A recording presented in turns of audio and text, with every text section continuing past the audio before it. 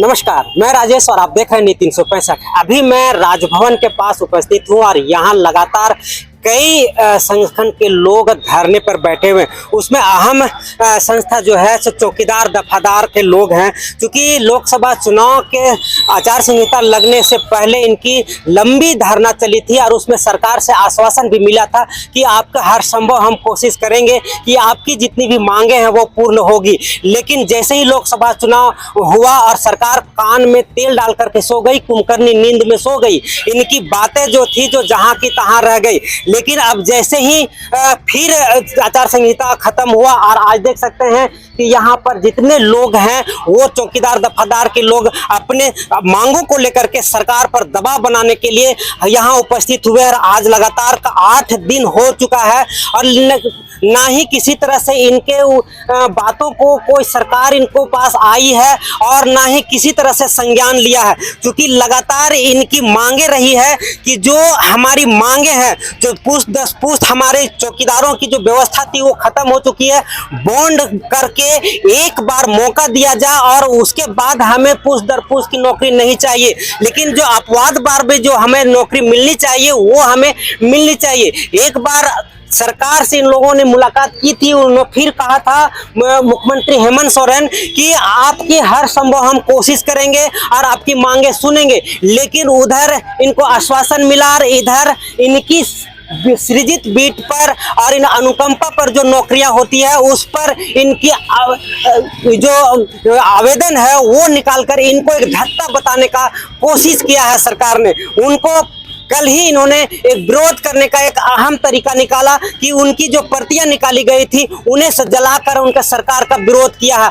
आज इन्होंने मुंह पर काली पट्टी बांध करके सरकार को जताने की कोशिश किया है कि हम लगातार आपसे विरोध में हैं और आपसे आशा भी रखते हैं कि हमारी जो मांगे हैं संवैधानिक है उसको हमें पूर्ण किया जाए। लेकिन सरकार किसी भी तरह से सुनने से इनकार कर रही है। अब हम जानने की कोशिश करेंगे कि लगातार जिस तरीके से आप विरोध कर रहे हैं उसकी प्रभाव सरकार पर क्या पड़ रही है। क्योंकि आपको हम बताते चले कि जिस तरीके से धरना का दिन प्रतिदिन स्ट्रेटेजी चेंज हो रही है उसी तरह से 29 तारीख को विधानसभा घेराव करने की मंशा बनाई है। उससे पहले इन्होंने 28 तारीख तक सरकार को अल्टीमेटम दिया था कि अगर हमारी मांगों पर सरकार विचार नहीं करती है तो विधानसभा घेरेंगे और बृहद पैमाने पर घेरेंगे।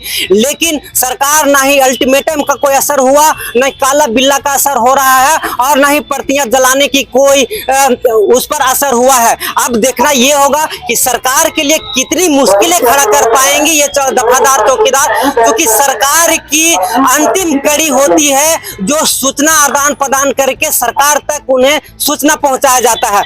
अब सरकार को कितनी कठिनाई हो रही है सूचना प्राप्त करने में ये चौकीदार और दफादार भली भांति समझते हैं। लेकिन सरकार इनकी बातों पर जरा सी भी ध्यान नहीं दे रही। आखिर क्या कारण है कि सबकी मांगे पूरी हो रही है लेकिन सरकार चौकीदार और दफादारों की जो मांगे हैं वो शून्य और नगण्य मानी जा रही है। अब देखना यह होगा कि सरकार अभी चुनाव माथे पर है और 2024 का चुनाव क्या रंग लाती है, चौकीदार और दफादार किस ओर करवट लेते हैं, ये एक बड़ा सरकार के लिए सवाल बनकर खड़ा होगा। क्योंकि सरकार आने से पहले लोगों से ये वादा किया था कि आपकी जो भी मांगे हैं वो सारी मांगे हम पूर्ण करेंगे जब हम सत्ता में आएंगे। लेकिन सत्ता में आने से 5 साल हो गए, उनकी समस्याएं जस की तस है। हम जानने के सीधा जुड़ते हैं दफादार चौकीदार के अध्यक्ष कृष्णदयाल सिंह से और जानने की कोशिश करते हैं कि आखिर लगातार आप विरोध करने का जो तरीका है वो अलग अलग अपना रहे हैं, सरकार पर दबाव बनाने की कोशिश कर रहे हैं। अब ये जो बुल्ला बांध करके आपने जो विरोध करने का कोशिश किया है इसका कितना असर उनके ऊपर पड़ेगा, तो सीधा हम जुड़ते हैं, बात करने की कोशिश करते हैं। सबसे पहले स्वागत है हमारे नीति 365 चैनल में। जी आपका भी स्वागत है इस सत्याग्रह में। आप लगातार जो विरोध का तरीका है जो संवैधानिक है और ये पब्लिसिटी भी ऐसी ही होनी चाहिए क्योंकि हम जो विरोध कर रहे हैं वो दूसरे के तकलीफ नहीं हो और हमारी मांगे भी जहां पहुंचाना चाह रहे हैं वहां पहुंचा जाए। आपने प्रतियां जलाई और आज काला बिल्ला बांधा है, क्या कारण है? सरकार सोई हुई है या आपकी बात सुन नहीं रही है? सवाल ये है कि मैं तो बहुत पहले से बोल रहा हूँ और अपनी मांग रख रहा हूँ सरकार के सामने, लेकिन सरकार नहीं कुछ बोल रही है। इसलिए आज हम लोगों ने फैसला किया है कि हम अपनी जुबान में कला पटा लगाएंगे ताकि सरकार कुछ बोले। ये भी एक विरोध का तरीका है बिना किसी को तकलीफ दिए। हम लोग कल भी आंदोलन किए थे, इनकी जो प्रति है विज्ञापन की उसको हम लोग जलाए थे बिना किसी को तकलीफ दिए। और आपको मैंने कहा था पहले भी कि न मारेंगे न मानेंगे, हक के लिए लड़ेंगे, हमला चाहे जैसा हो हमारा हाथ नहीं उठेगा। तो इस तरह के सिद्धांत के हम लोग हैं और इतने कहना चाहते हैं कि माननीय मुख्यमंत्री जी इसको संज्ञान में ले। ये बहुत गंभीर मामला है।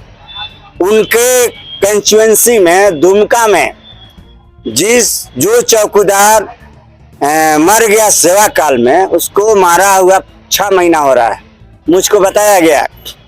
और 5 साल तो अभी है, ये है 5 साल टाइम रहता है आवेदन देने का, 6 महीना अभी हुआ है। और वो लोग आवेदन भी दिया विज्ञापन निकलने के बाद, उसके पद पर और 8-9 पद पर अनुकंपा के पद पर विज्ञापन लोग वहाँ निकाला है। माननीय मुख्यमंत्री हेमंत सोरेन जी का कंस्टिट्यूएंसी रहा है और बाबा देशुम गुरु का कर्म भूमि है दुमका संथाल परगना। तो हम कहना चाहते हैं माननीय मुख्यमंत्री से कि आपके पदाधिकारी इतने हड़बड़ी में हैं कि नियम को ताक पर रख कर भी चौकीदारों का गला दबाने के लिए हड़बड़ी में हैं। आपके चैनल के माध्यम से झारखंड सरकार के गृह सचिव से मैं पूछना चाहता हूँ कि उनके अधीनस्थ जो पदाधिकारी और सरकारी कर्मचारी काम कर रहे हैं और किसी कारण से उनकी सेवा में मौत हो जाती है और 5 साल आवेदन देने का समय रहता है, क्या वो विज्ञापन निकालने के लिए आदेश दे सकती हैं? क्यों ऐसा हो रहा है चौकीदारों के साथ? तो हम कहना चाहते हैं कि चौकीदारों की धैर्य की परीक्षा न लें। ये मूल निवासी हैं, ये गरीब हैं, दलित पिछड़े हैं, लेकिन स्वाभिमान को और अपने अधिकार को कुचलने नहीं देंगे, चाहे हमको जितना बलिदान देना पड़े।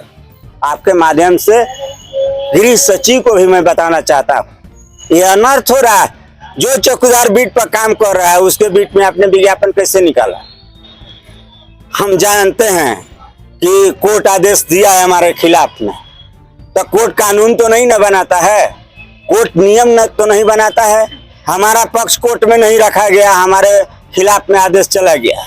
ये यहाँ हजारों चौकीदारों का भविष्य का सवाल है, रोजी रोटी का सवाल है। उनकी रक्षा ये सरकार नहीं करेगी तो कौन करेगा? आप सदन में प्रस्ताव लाइए, झारखंड विधानसभा में आप प्रस्ताव पास करा करके एओजी और सेवा विमुक्त चौकीदारों के साथ न्याय करिए, उनको एक बार मौका दीजिए। ये जो अनर्थ हो रहा है अनुकंपा के आधार पर जो सीट खाली है उस पर विज्ञापन निकाल रहे हैं, विज्ञापन रद्द करें, तत्काल रद्द करें बिना समय लिए। इसलिए कि अनुसूचित जाति जनजाति पिछड़े वर्ग का कई जिलों में पद शून्य हो रहा, क्या होगा? अच्छा, जब विज्ञापन सरकार निकाली चौकीदारों के खिलाफ, समझ लीजिए खिलाफ ही हुआ, तो क्या आपने उस आवेदन के खिलाफ सरकार से या मुख्यमंत्री से मिलने की कोशिश की कि आपने मुझे आश्वासन दिया, हम जाते ही आपने आवेदन निकाल दे? इसका क्या मतलब हुआ? आपने जानकारी लेने की कोशिश की? देखिए 10 जुलाई को हमारी मुलाकात हुई थी माननीय मुख्यमंत्री जी से, हम लोग की बातचीत हुई थी और मदद करने का हमको आश्वासन दिए थे। लेकिन हम आए वहां से, ये जो अनुकंपा के रिक्त बीटों पर विज्ञापन निकालने का आपको हम बता रहे हैं, ये हमको न्यूज मिलने लगा तो हम कहे कि तो उल्टे होने लगा। इनके अफसर बहुत हड़बड़ी में है और इसलिए मैंने फैसला किया साथियों से सलाह मशविरा के बाद। इस कार्यक्रम के लिए हमने बहुत जिला का दौरा नहीं किया, हम कहे कि आग लगी है, इसको बुझाने के लिए तत्काल हमको पानी की जरूरत है। हम अपना खून पसीना बहाएंगे सड़क पर और सरकार से आग्रह करेंगे कि इसको ठीक करिए। तो हम तो यहाँ उन्हीं के द्वार पर न खड़ा हैं, बैठे हैं, ये तो मैं सरकार का द्वार है। हम तो उनके द्वार पर बैठे हैं 8 रोज से, और पिछले साल 30 दिन यहाँ बैठे थे। और सड़क पर लड़ने के बाद जो आश्वासन हुआ था, मिला था हमको, वो पूरा नहीं हुआ और फिर सड़क पर लड़ रहे हैं। तो माननीय मुख्यमंत्री जी को बोलना पड़ेगा, इस पर एक्शन लेना पड़ेगा। नहीं तो जिसके लिए ये लड़ते हैं और जिसके लिए बोलते हैं, और आदरणीय दिसिम गुरु शिबू सोरेन जी जिसके लिए लड़े, उनके ही ये लोग हैं, सब चौकीदारी व्यवस्था से बाहर हो जाएंगे। और मुझको मालूम है कि आदरणीय गुरु जी शिबू सोरेन जी सामंतवादियों के खिलाफ में लड़े थे, सूदखोरों के खिलाफ में लड़े थे, गरीबों पर शोषण होता था तो वो जंगले जंगले पहाड़े पहाड़े गरीबों को जगाए थे, लड़े थे। आज ये बाहर हो जाएंगे तो फिर वही स्थिति आ जाएगी, कौन लड़ेगा? इसलिए हम माननीय मुख्यमंत्री जी से कहना चाहते हैं कि आप इनको बचाइए, आप इनको बचाइए। कानून कोर्ट नहीं बनाता है, कानून नियम कोर्ट नहीं बनाता है। एक आदमी का केस नहीं है, ये हजारों लोगों का भविष्य का सवाल है। चौकीदार एक आदमी नहीं होते हैं, वो एक गांव होते हैं कम से कम। सारा मामला प्रभावित होगा, जो गरीबों का इज्जत आबरू ये बचाते हैं। आपका कहना है कि 100 में 70% सरकार दफादार और चौकीदारों की बहाली की है, आपके अनुसार 30% बचा जिसके मांग को लेकर के आप यहाँ पर बैठे हुए हैं। तो जब 30 को नहीं बहाली कर रही है और उसके जगह पर ये आवेदन निकाल रही है, तो वो 70% भी तो गलत हुए। तो सरकार कैसे वो एक तरीके से 2 तरीके का कानून बना रही है, ये समझ में नहीं आ रहा। इसके विषय में आप बताइए। सरकार के जो पदाधिकारी हैं, माननीय मुख्यमंत्री जी को लगता है कि गलत सलाह दे रहे हैं। उनके पदाधिकारी हैं, वो काम करने में मदद मांग सकते हैं, सलाह ले सकते हैं, लेकिन वो गलत सलाह दे रहे हैं। जनता जो पावर देती है, वो जनप्रतिनिधि जो सरकार चलाते हैं, उनके पास पावर जनता सौंप देती है अपना पावर। तो ये इनको इसमें संज्ञान लेना चाहिए और खुद फैसला लेना चाहिए। मैं आपको एक घटना बताता हूँ। जब हम सरकारी हुए थे, हम लोग राम अवधेश सिंह लीडर थे हम लोगों के, और जगन्नाथ मिश्रा जी की सरकार नहीं बना रही थी, और वो मदद किए बनाने में। और एक सवाल किए थे डॉक्टर जगन्नाथ मिश्रा जी से कि आप चौकीदारों का काम कर दीजिए, ये गंदा कपड़ा वाले हैं, गंदा कपड़ा वाला का काम करिएगा तो जीवन भर याद रखेंगे। वो वचन दिए थे कि हमारी सरकार बनाने में मदद करिए, हम इनको सरकारी बनाएंगे। जब सरकार बन गई तो गृह सचिव को बुला के कहे कि फाइल बना के लाइए, चौकीदार दफ्तरों को सरकारी चतुर्वर्गीय कर्मचारी बनाना है। तो जितना खिलाफ में लिखना था चौकीदारों के, उतना खिलाफ में लिख के आए। और जगन्नाथ मिश्रा जी जब देखे कि फाइल देखे तो कहे कि तो सब आप खिलाफ में लिख के लाए, उसको काट दिए और कहे कि बनाने सरकारी कर्मी बनाने लायक फाइल बना के लाइए। नहीं लाए तो उनको हटा दिए, और दूसरा गृह सचिव लाए और सरकारी कर्मचारी बनाने लायक फाइल आए।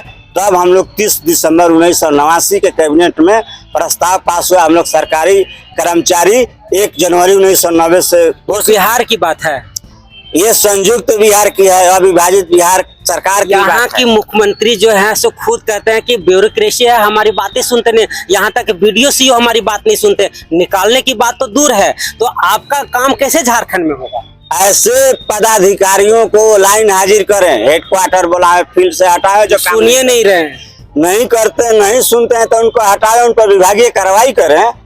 ये शिव जी का पूजा करने के लिए क्षेत्र में भेजा गया है, आम आदमी का काम करने के लिए भेजा गया है, लोगों का काम करने के लिए भेजा गया है। जो पदाधिकारी सरकार की नहीं सुनते हैं, उस सरकार को उन पदाधिकारियों पर सख्त कार्रवाई करनी चाहिए।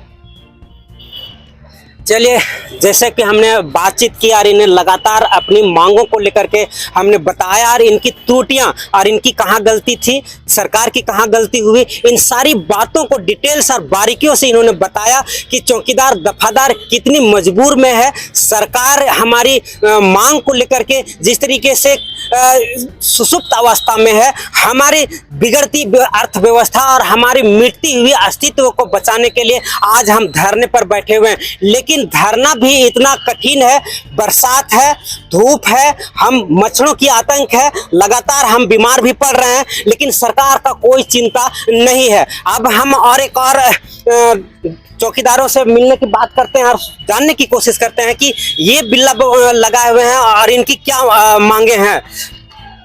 आप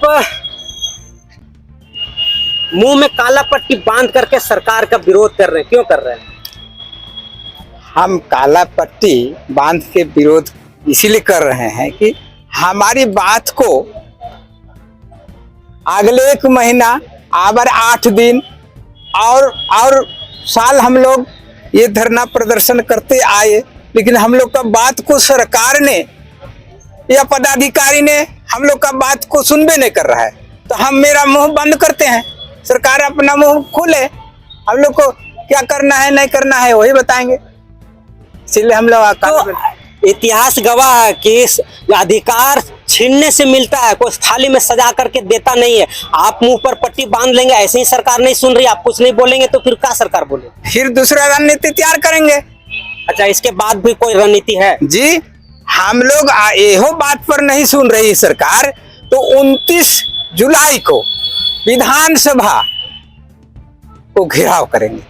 तो इन्होंने बहुत बड़ी बात कही है कि हम मुंह पर पट्टी इसलिए बांधे हुए हैं कि सरकार को मौका दे रहे हैं कि कुछ हमारे विषय में बोलो, और बोलने के अलावे हमारे संज्ञान लो कि हमारी समस्याएं कितना विकराल है, उस विकराल के विषय में सोच करके हमारी भविष्य को बचा लो, ताकि आने वाला समय में चौकीदार जो महत्वपूर्ण इंफॉर्मेशन सरकार को और प्रशासन को सौंपती है, उसमें उन्हें कार्रवाई करने में जो सुविधा होती है वो लगातार बनी रहे। लेकिन इनका कहना भी है, सही है कि हम नहीं बोल रहे, सरकार बोलेगी, लेकिन एक बात भी यही है कि जब तक लोग बोलते नहीं है तब तक लोग सुनते भी नहीं है। इनका कहना है कि अगर हम नहीं बोल रहे हैं तो इसका मतलब ये नहीं है कि हम चुपचाप काला बिट्टा बांध करके हम विरोध ही करते रहेंगे। हमारी अगली रणनीति होगी और वो रणनीति इतनी भयावह होगी कि सरकार को एक बार सोचने के लिए मजबूर होना पड़ेगा कि चौकीदार दफादारों की जो समस्या है वो सुनना होगा और सुनने के साथ उनकी कार्रवाई भी करनी होगी। अब अगला इनका 29 तारीख को